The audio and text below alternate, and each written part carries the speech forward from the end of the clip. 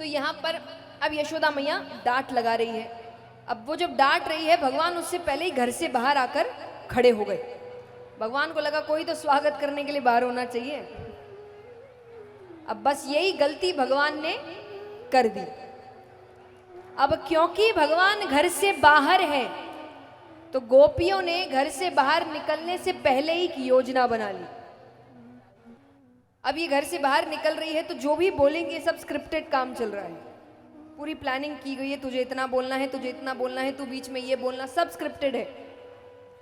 तो सब बाहर से निकलती है, भगवान मुस्कुरा रहे हैं, कैसी रही? गोपियां कहती, कन्हैया तू तो बड़ा होशियार है, हम तो हार गए तुझसे।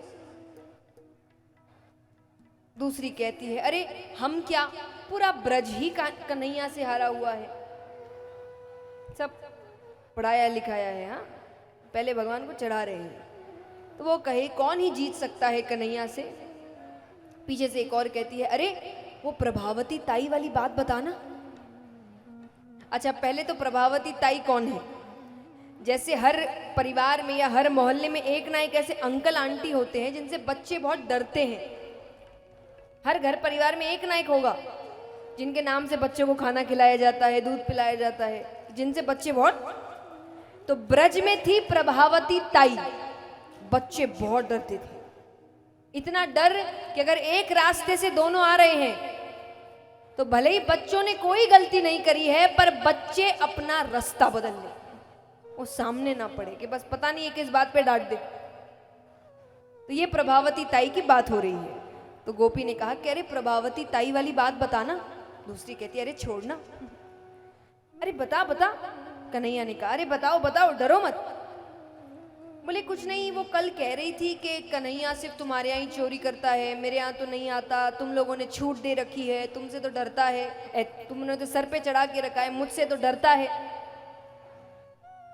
भगवान कहते मैं डरता हूं, वो कह रही थी, हम नहीं कह रहे। भगवान ने कहा तो कल दोपहर में प्रभावती ताई के घर के पीछे आना, तो मैं उनके घर का माखन खिलाऊंगा। गोपियां कहती ठीक है। अब गोपियां दौड़ी दौड़ी प्रभावती ताई के पास गई कि ताई संभल के रहना, कल दोपहर में कन्हैया चोरी करने आएगा। वो भी संभल गई। अब भगवान जाते हैं अपने मित्रों के साथ, श्रीदामा, मुदमंगल, मधुमंगल। घर का दरवाजा खुला है। पहले खुला ही रहता था, इतना शक होता नहीं था, तो उनको लगा आस पड़ोस में गई होगी।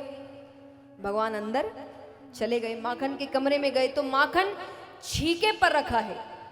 छीका यानी लटका के ऊपर बड़ी सी हांडी रखी है और माखन एकदम नीचे है ताकि हाथ डालने में समय लगे। भगवान ने कहा कि चलो लगो अपनी अपनी जगह। तो नीचे श्रीदामा, फिर मुदमंगल, फिर मधुमंगल, सब अपना अपना स्थान लेते। सबसे ऊपर भगवान। भगवान ने मटकी पकड़ी, अब हाथ अंदर डाल रहे हैं। तो जैसा मैंने कहा माखन बहुत नीचे है कि उनको समय लगे। भगवान और प्रभावती ताई दरवाजे के पीछे ही है छुप कर। उनको इंतजार है कि एक बार ये हाथ अंदर अच्छे से मटकी में चला जाए। जब भगवान हाथ अंदर, भगवान को माखन हाथ माखन के मिल गया। मिल गया कहते ही प्रभावती ताई सामने आती। उनके सामने आते ही नीचे से श्रीदामा दौड़ता है, मुदमंगल दौड़ता है, मधुमंगल दौड़ता है। जब तक भगवान ने मटकी से हाथ बाहर निकाला, नीचे से सब गायब। अब ताई को किसी और को पकड़ना ही नहीं है, तो वो किसी के पीछे भागी ही नहीं। भगवान लटके रह गए। उनको नीचे उतारती है, कसकर हाथ पकड़ती है, खींच के लेकर आ रही है। बड़ी इसकी माता कहती थी मेरा बेटा चोर नहीं है, आज मैंने रंगे हाथों पकड़ा है। भगवान कहते ताई छोड़ दे, पूरा ब्रज देख रहा है। अरे ब्रज कहेगा नंदराय का छोरा चोर है। ताई कहती है कहेगा, पूरा ब्रज जानता है, तेरी माता के अलावा सबको पता है कि नंदराय का छोरा चोर है। भगवान कहते अरे ताई बरसाने से किसी ने देख लिया तो मेरी शादी नहीं होगी। कौन दे चोर को अपनी बेटी? ताई ने कहा बात तो सही है, पर आज बहुत मुश्किल से हाथ आया है, आज तो नहीं छोड़ने वाली। भगवान कहते अच्छा आपको सिर्फ मैया को दिखाना है ना? बोले हाँ, बस सिर्फ उसको, बाकी तो सबको पता है। तो बोले काम करो, जब तक घर नहीं आ रहा अपना ये दुपट्टा इससे मेरा चेहरा ढक दो, पर घर पर चेहरा उघाड़ देना मैया को दिखाने के लिए, बाकी तो नहीं देखेंगे। ताई को बात सही लगी तो उन्होंने दुपट्टा लिया और भगवान का चेहरा ढक दिया। वो लेकर आ रही है, घर पहुंचती है, अब जोर से चिल्लाती है, अरे यशोदा देख, मैंने तेरे बेटे को रंगे हाथों पकड़ा है, मेरे घर चोरी कर रहा था। यशोदा मैया बाहर आती है, क्या बातें कर रही हो, मेरा बेटा अंदर सो रहा है। ताई को लगा कि कमरे में गया होगा, बोल करके सोने जा रहा हूं, खिड़की से निकल गया होगा। ताई ने कहा सो रहा है तो बाहर लेकर आओ। तो सेवकों को भेजा कि जाकर कन्हैया को लेकर आओ।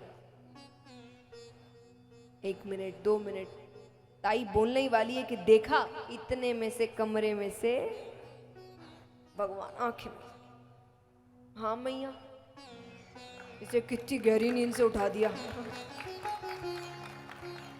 यशोदा मैया कहे मैंने कहा था ना वो सो रहा है, उसकी नींद खराब कर दी। अब वो और लड़ती, पर उनको लग रहा है कि इसकी नींद ना, यशोदा मैया का पूरा ध्यान, उनकी पूरी दुनिया कन्हैया के आगे पीछे घूमती थी, तो उनको लग रहा है इसकी नींद ना उड़ जाए।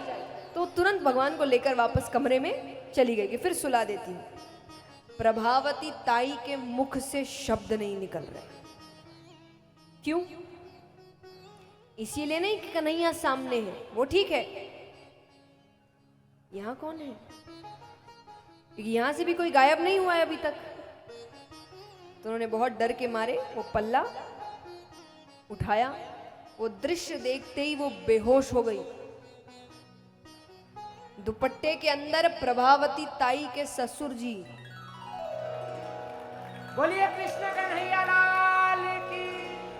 और ये जिस समय की बात है तब तो ससुर के सामने भी ना पड़े, अब वो इतनी देर से खींच कर लेकर आ रही है, तो वो बेहोश हो गई।